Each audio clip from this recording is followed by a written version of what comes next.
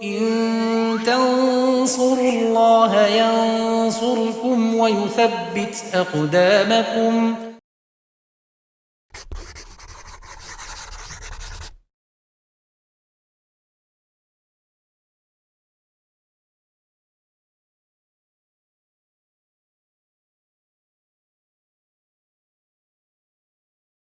Bismillah, alhamdulillah, wassalatu wassalamu ala rasulillah wa ala alihi wa sahbihi wa man tabi'ahum bi ihsanin ila yaumiddin. Amma ba'd, pemirsa Yufitedu rahimani wa rahimakumullah. Kita lanjutkan pelajaran kita masih bersama kitab Al-Muqaddimah Al-Hadramiyah dalam bahasan fikih salat. Ya, kita sudah masuk di syarat-syarat salat atau syarat sah salat yang jumlahnya jadi 15.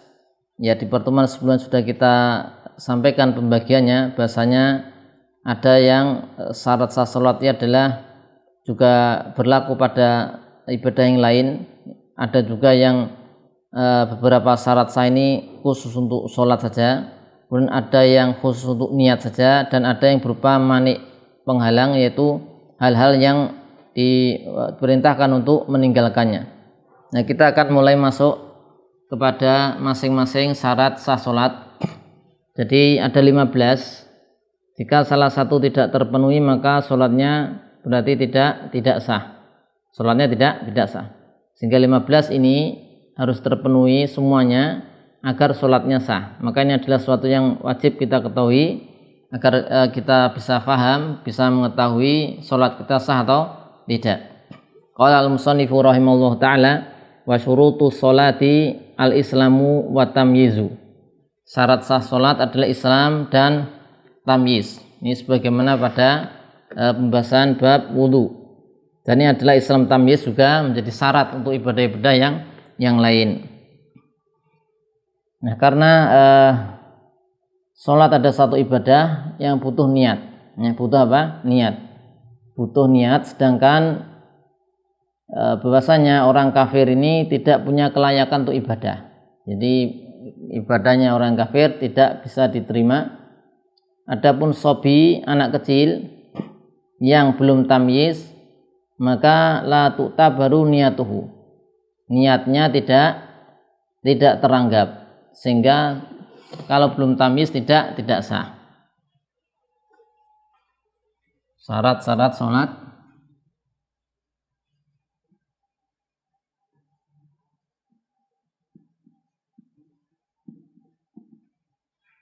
Yang pertama al-Islam. Yang kedua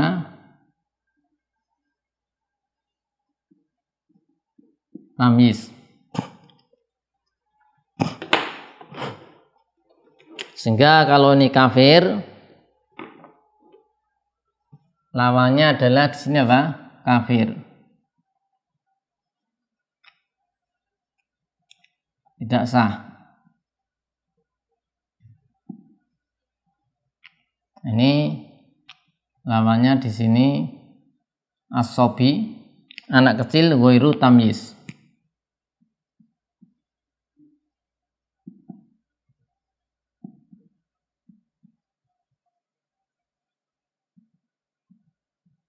Ya. Maka kalau orang kafir, ya apa? Tidak sah ya. Ini orang kafir,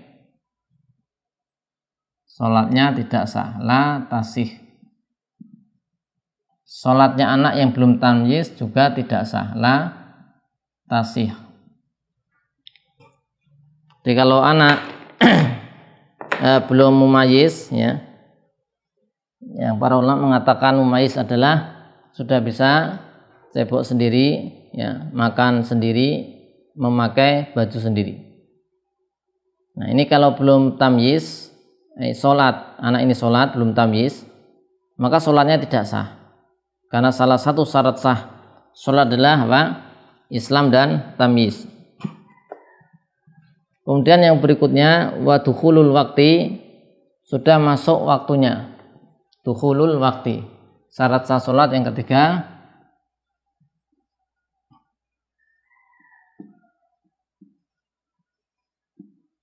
sudah masuk waktunya.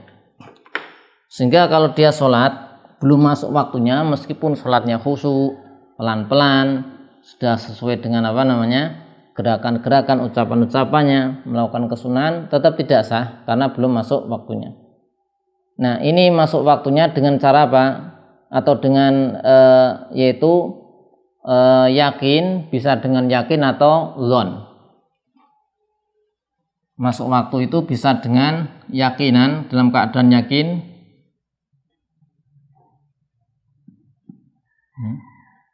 atau dzon. Dzon nanti dengan ijtihad.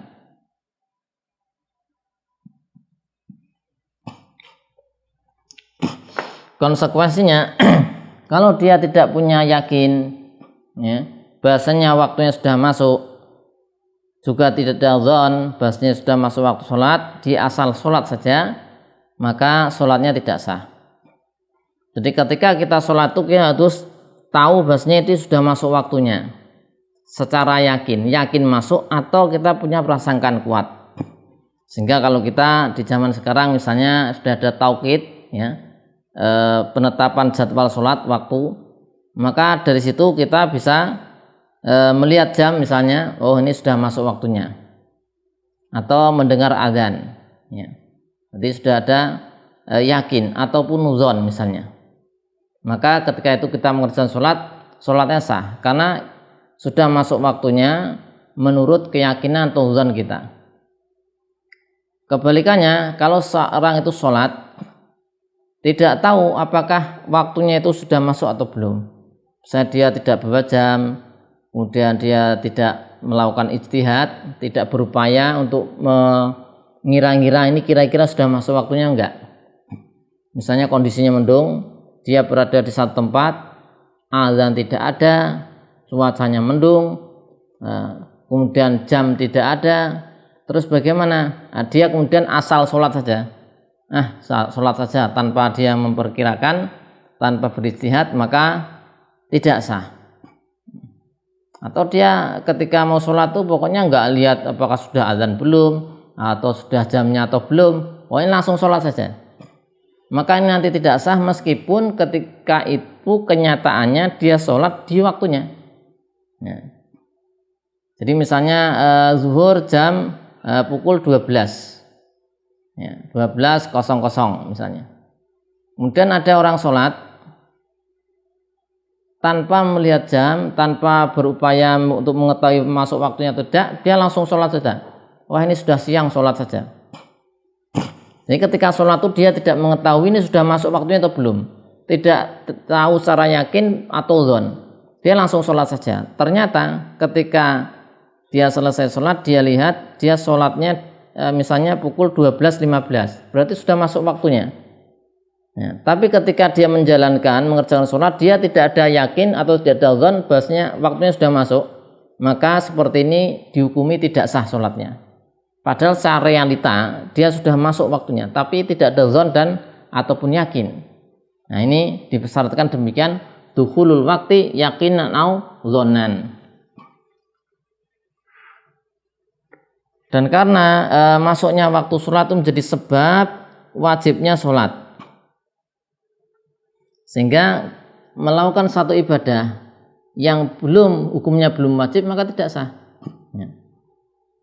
Ini kemudian tadi gambarannya harus ada dzon. Ini gambaran yang lain, memang realitanya belum masuk.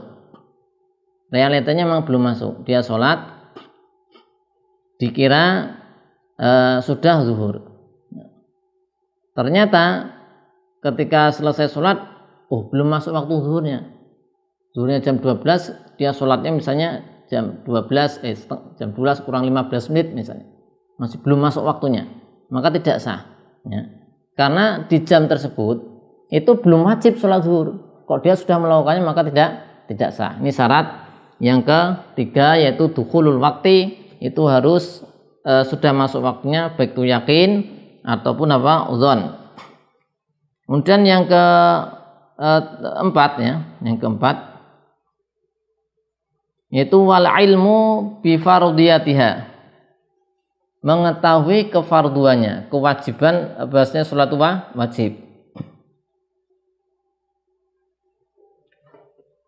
Syarat yang keempat, al ilmu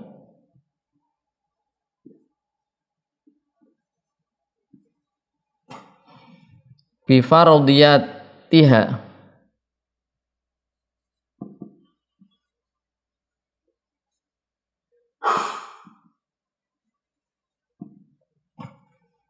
Ya, mengetahui, meyakini bahwasanya ini sholat adalah wajib. Al ilmu bi fardiyatiha. Kemudian di Busra juga disebutkan, yaitu mengetahui juga kaifiyah sholat, yaitu dia mengetahui gerakan-gerakan sholat, kemudian mengetahui ucapan-ucapan dalam sholat dan urutan-urutan dalam sholat. Karena orang yang tidak mengetahui halal ini tidak mungkin dia untuk kemudian melakukan niat. Al ilmu ini bisa juga bi kaifiyatiha.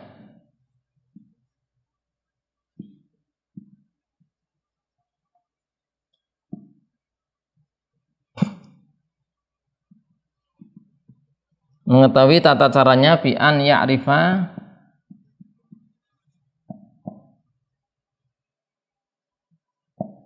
dia mengetahui af'alaha, yaitu perbuatan-perbuatan, gerakan-gerakan sholat, aqwalaha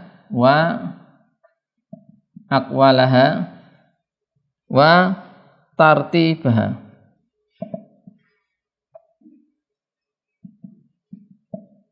Ya, jadi tahu tata caranya, yaitu tahu apa? Sholat itu gerakannya apa saja, sholat itu ucapan-ucapannya apa saja yang diucapkan, bacaannya, kemudian urut-urutannya. Karena sebenarnya di sini kalau nggak tahu halal ini maka tidak bisa dia melakukan niat. Jadi misalnya ada contoh di sini sebutkan, falau aslama syakhsun, seandainya ada seorang itu masuk Islam. Ada orang tadinya kafir masuk Islam, bersyahadat masuk Islam, wa dakhala fi sholati jama'atin, dan dia masuk di sholat jamaah, karena ada orang sholat jamaah kemudian digabung, wa fa'ala mislahum, dan dia melakukan semisal apa yang dilakukan orang-orang sholat, min ghairi ma'rifati dzalika, tanpa dia mengetahui hal tersebut tadi, maka tidak sah. Jadi dia tidak paham sholat itu apa saja, gerakannya bagaimana saja, ucapannya apa saja, ya, urut-urutannya apa saja, harus berdiri dulu, rukuk dan seterusnya, dia nggak paham, hanya ikut-ikutan. Kenapa ikut-ikutan? Baru saja masuk Islam, maka dikatakan di sini lam tasihah, tidak sah sholatnya. Lalu dia sudah melakukan semisal orang-orang sholat, ya, tapi dia tidak tahu apa, tidak paham gerakan sholat, ucapan-ucapan sholat dan urut-urutan sholat. Nah, kalau di matan wal ilmu bi fardiyatiha, yaitu mengetahui kefarduannya. Contoh yang tidak mengetahui, tidak meyakini, ya, tidak meyakini kefarduannya itu dia tarodud, misalnya tarodud. Jadi di sini tuh dia harus yakin, dia harus tahu bahwasanya sholat itu fardu. Ya, sholat itu adalah fardu wajib. Nah, kalau dia tarodud, falau tarodada fi fardiyatiha awi taqodaha sunatan lam tan akid. Jadi kalau ada orang sholat, tapi dia ragu-ragu sholat itu hukumnya fardu atau enggak, ya, ragu-ragu sholat itu hukumnya wajib atau sunnah saja nih, dia ragu-ragu, maka tidak sah sholatnya. Karena harus yakin bahwa ini fardu. Atau dia meyakini sunnah, sholat 5 waktu itu sholat zuhur, sholat asar dan seterusnya, ini adalah sunnah, diyakini gitu, itu sunnah saja, sebenarnya nggak dikerjakan tidak apa-apa, lebih baik dikerjakan, maka dia mengerjakan dengan meyakini sholat 5 waktu adalah sunnah, maka lam tan akid, tidak sah sejak awal apa sholatnya. Padahal dia mengerjakan sholat, tapi punya keyakinan yang keliru, meyakini bahwa sholat itu sunnah, sholat 5 waktu adalah sunnah, atau dia ragu-ragu ini wajib atau sunnah. Kemudian yang berikutnya, wala ya'taqida fardhon min furudiha sunatan. Yang kelima, yaitu tidak meyakini satu fardu dari fardu sholat diyakini sunnah. Syarat yang kelima, wal alla ya'taqida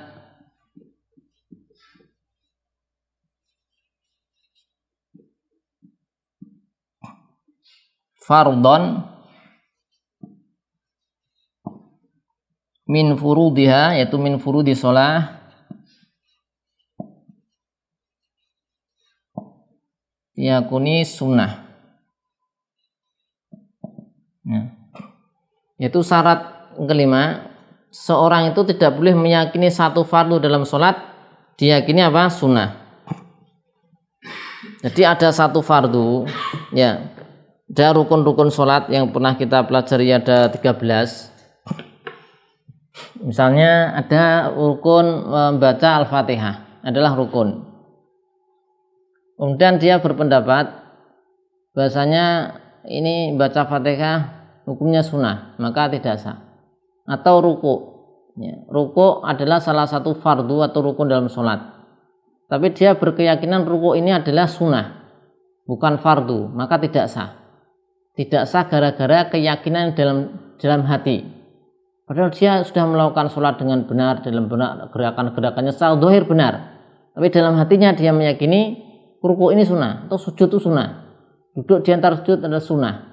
Nah ini sholatnya tidak sah. Nah, di Busra Al-Kalim disebutkan wa alla ya'taqida fardhon, yaitu fardhon yang muayyan, ya. Fardhon di sini yang muayyan. Fardhon muayyan itu yang sudah tertentu. Berbeda kalau mubham, di Busra Al-Karim disebutkan kalau mubham ini tidak mengapa. Contoh, ka'ani ataqada anna wahidan minaruku wal i'tidal sunnatun atau sunnatan fala yadur. Dia meyakini salah satu dari ruku dan i'tidal adalah sunnah. Ini mubham, maka tidak mengapa. Padahal kalau kita lihat rukunnya itu ruku, ya, persatuannya ruku dan i'tidal ini kan fardu. Tapi dia tidak mentakyin. Kalau dia mentakyin, oh ruku itu sunnah, tidak sah. Dia mentakyin, oh i'tidal itu sunnah, tidak sah. Tapi kalau dia tidak mentakyin, hanya meyakini salah satu dari i'tidal dan ruku adalah sunnah, maka di sini la yadur, tidak mengapa. Nah, kemudian jadi la ya'taqida fardhon min furudiha sunnatan. Kalau di Al-Hadiyah Al-Mardiyah disebutkan dia meyakini ruku itu sunnah misalnya, farubama tahawana, maka bisa jadi dia akan meremehkan ruku dan sunnah, dan bisa jadi dia akan meninggalkannya. Tapi kalau dia meyakini, ya, dia punya i'tiqad sebagian sholatnya adalah, sebagian gerakan atau perbuatan sholat adalah fardu, sebagian sunnah, kemudian tidak ditakyin yang mana, maka tidak mengapa.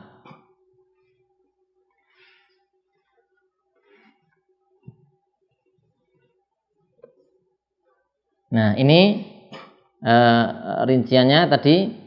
Kalau dia muayyan, fardu muayyan diyakini sunnah, maka tidak boleh. Atau kalau dia mubham maka boleh. Baik, nanti insya Allah kita lanjutkan lagi rincian atau syarat-syarat dari sahnya sholat di pertemuan berikutnya. Sallallahu ala sayyidina Muhammadin wa ala alihi wa sahbihi wa sallam. Alhamdulillahirabbil alamin.